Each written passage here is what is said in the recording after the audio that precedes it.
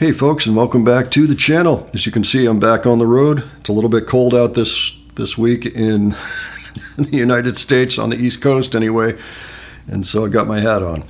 But I wanted to check out the warning at SiriusXM on the Cinco de Mayo 2022, which it turns out is not that significant a date really in Mexico. They don't celebrate it every year. It's just when Puebla got defended by the Mexicans against the French army. So that's good, but it's not the same type of celebration that we have here in America where everybody likes to drink. So you know how it is. So with that in mind, I don't think this is very long. I'm looking at some video, about 7 minutes worth, I think, from that studio. If it turns out that there's a lot more in the interview we want to look at, well, then maybe I can do that in the future. Okay, but for now, we're going to look at this today. And I might try to keep as much as I can on the short side this week while I'm off gallivanting around. So if you're not already subscribed to the channel, just know I'm always looking at non-music content that features bands that are touring today. So if that interests you, please subscribe so you won't miss anything. All right, let's go ahead and check this out. Sorts of our favorite bands as a family, and I had no idea what the bass was, but I was like, that's a cool instrument. I want to play that. And so that's how I started playing the bass, you know? Bass is a cool instrument. Yeah, the stars align. So when it comes, so you guys have your instruments, you do this thing, it goes viral, it's like the dream of so many kids these days. In the pow box. But what was it, why did you make the leap to say, you know what, we're going to go professional? There's people posting stuff all the time. Right.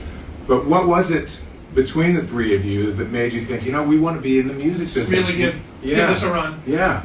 Right. I think it came at a point when we were making our own music that it just felt right. Like we couldn't imagine not doing this. So we're just like, let's give it our everything. And that's what we did.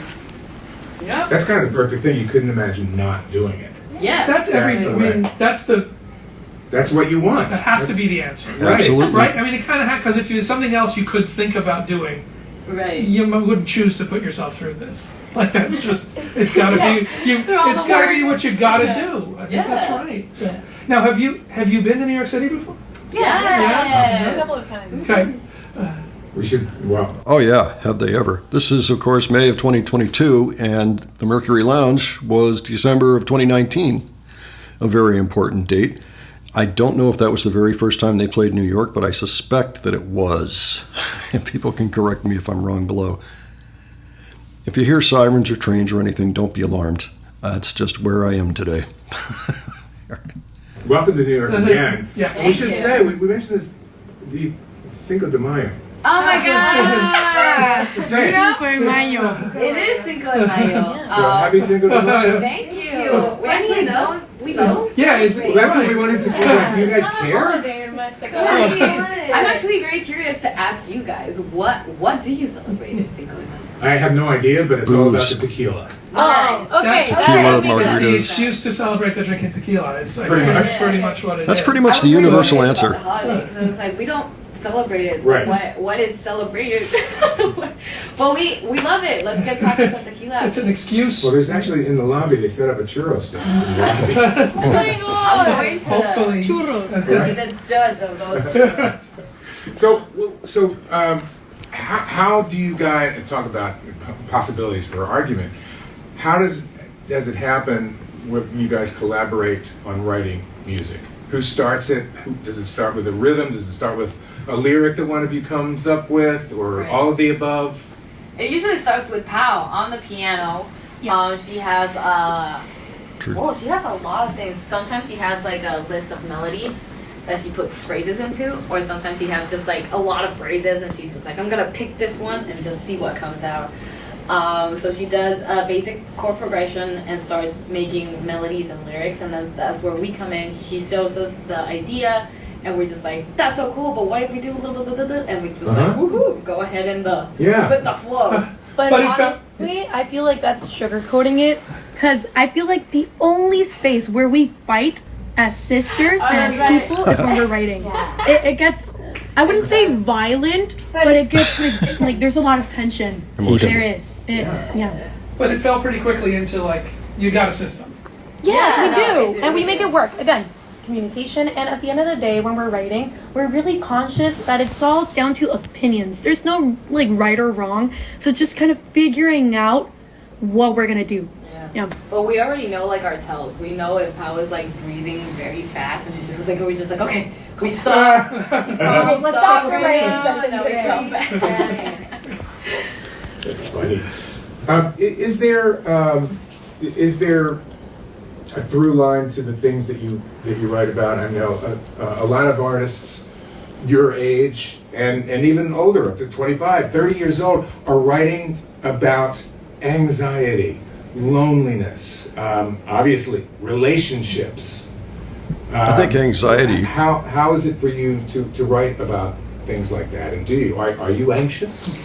Well, I feel like definitely in this day and age, it's really normal to be anxious, and especially I feel like after the pandemic, I feel like we're all kind of understanding all these emotions that could be happening, and that it can happen to literally anyone.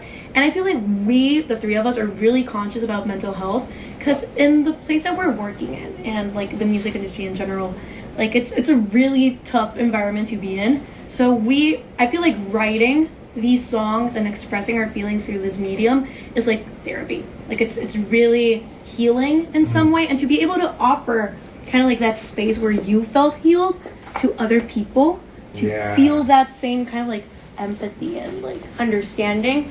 It's amazing that we can do that. And now that we're playing live, to see people relate to it like in person, it's an amazing feeling. Yeah. So Tons, this is the most extensive you've gone out to tour. Yeah. And we know you were supposed to go a few months ago. We were supposed to have you in here. That got pushed back. Yeah. How is it to finally be, let out of the cage and go? It's absolutely amazing. We feel so free. Yes, because we've been yearning for this for 2 years. We already had the whole tour planned, and we rescheduled it like 3 times. Yeah.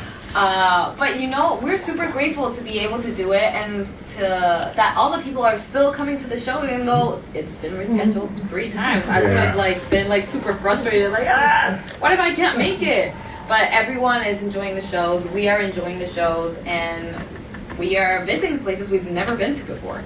So that is very new for us as well. Kind of to the point Pao was making, that what are you seeing? What are you learning about these songs? Right. Watching people respond to them. Is anything surprising you about, I thought this was going to be the one, they were going to go this way, but here's this other thing, and they're really responding to a thing over here. You've lived with these for so long now. What is it once you're seeing what you get back? Over 2 years. Well, I feel like the most surprising thing that we've learned live is that we have a couple of songs in Spanish. Yep. And obviously in the crowds that we're playing to right now don't necessarily speak Spanish. So to see all these people trying to sing in Spanish as best as they can, it's just such a heartwarming feeling, and you feel like really accepted. And those songs are usually really fun to play, because you see people just trying their best to sing along. Yeah. They're fun to sing. Just for the clear. I mean, they've made them a little bit anthemic too, which makes it easier. Like na na na na na na na, or the martirio. Oh, it's just fun, to participate in that. So it makes sense. We've got less than a minute left on this, so let's see what is here. We're going to take a fast break here, and everybody's going to get their guitars and their basses and their drums on. Woohoo! And when we come back, you guys are going to play, and then we'll see. We'll talk some more but you'll play as long as you want, and then we'll talk some more. Yeah, we haven't even talked about the fact that your mom is with you on tour. We've got to discuss. Coming up on Mother's Day? Coming up on Mother's Day. Discuss. I don't know, is that going? Yeah. All right. Mother's Day on the road. Love that. All right, we've got the Warning here in studio with us. Stand by. Fast break. On the other side, a little live music. Be right back. Okay, so that was interesting. It sounds like they did do a little bit more talking later on, so maybe there's audio out there, maybe there's more video, I don't know. If you happen to know of more video, let me know. Maybe I'll circle back around to it at some point. I do know that we have footage from them being at Sirius, and I believe from this very performance, and they've been back too, as you all know. Anybody that's seen You Ought to Know knows that they have been back.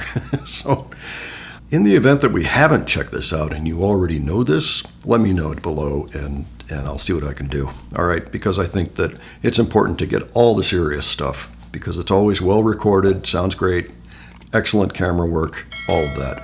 And we get POW in a box. I mean, which is kind of entertaining in a way. It's almost like, well, you got to throw her in the box, otherwise she'll just run rampant around the studio. Can't have that. So anyway, why don't you give your thoughts on this? Any details you think I missed? Any suggestions for the future? Leave those all below for me, please. And if you enjoyed this video, please give it a like. And if you enjoyed the presentation, please subscribe. All right. Thanks so much for joining me on this. I will catch you on the next one. Take care, folks.